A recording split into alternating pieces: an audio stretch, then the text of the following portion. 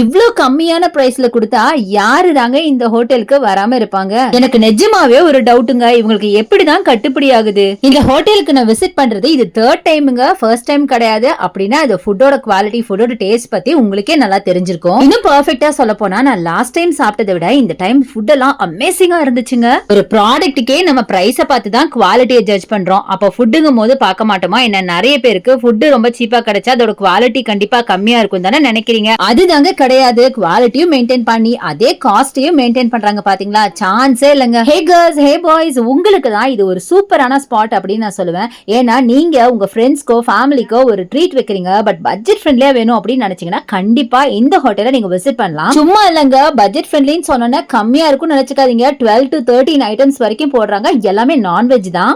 முக்கியமா இப்ப Christmas holidays எல்லாம் வரப்போகுதுங்க. அதுக்கு ஒரு சூப்பரான ஃபீஸ்ட் தேடிட்டு இருக்கீங்கன்னா கண்டிப்பா இங்க வந்துடுங்க. எல்லாமே சொல்லிட்டேன், இன்னும் நீங்க ஹோட்டல் எதுன்னு சொல்லல, காஸ்ட் என்னன்னு சொல்ல, என்னென்ன மெனூஸ் இருக்குன்னு சொல்ல தானே யோசிக்கிறீங்க. கொஞ்சம் வெயிட் பண்ணுங்களேன், அடுத்த வீடியோல பார்க்கலாம். சோ இந்த டீடைல்ஸ் எல்லாம் தெரிஞ்சுக்கணும் அப்படின்னா என்னோட பேஜை ஃபாலோ பண்ணிட்டு கொஞ்சம் வெயிட் பண்ணுங்க. இம்மீடியட்டா அடுத்த வீடியோல சொல்லிடுறேன்.